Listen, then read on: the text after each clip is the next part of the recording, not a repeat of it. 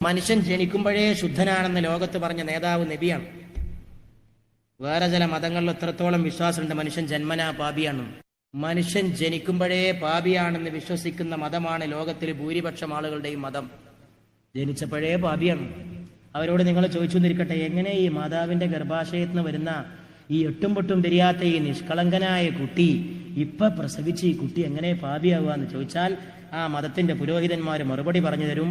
പണ്ട് ആദം സ്വർഗത്തിൽ വെച്ചിട്ട് വിലക്കപ്പെട്ട കനി ഈവിന്റെ കൂടെ തിന്നു. ഹവ്വയുടെ ഇംഗ്ലീഷിലെ പേര് ഈവ് എന്നാണ്. ആഡം ആൻഡ് ഈവ്, ഈ രണ്ടാളും കൂടി സ്വർഗത്തിൽ വെച്ചിട്ട് വിലക്കപ്പെട്ട കനി തിന്നില്ലേ? ആ പിതാവ് ചെയ്ത കുറ്റം ഓരോ മനുഷ്യനിലുണ്ട്. ഇത് ഏറ്റവും വലിയൊരു അനീതിയാണ്. ഒരാൾ ചെയ്ത കുറ്റം മറ്റൊരാൾ ഏറ്റെടുക്കൂല എന്നാണ് ഖുർആൻ പറയുന്നത്. ലാ യസിറു വാസിറത്തും വിസ്റ ഉഖ്റ, ഒരുവന്റെ പാപം മറ്റൊരാൾ ഏറ്റെടുക്കൂല, ഒരുവന്റെ ഭാരം മറ്റൊരാൾ ഏറ്റെടുക്കൂല. അന്നൊരാൾ തെറ്റ് ചെയ്തിട്ടുണ്ടെങ്കിൽ